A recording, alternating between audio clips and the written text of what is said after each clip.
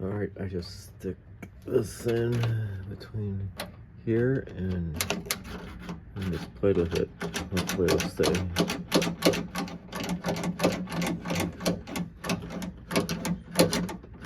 I don't see a latch, so assume this will go in.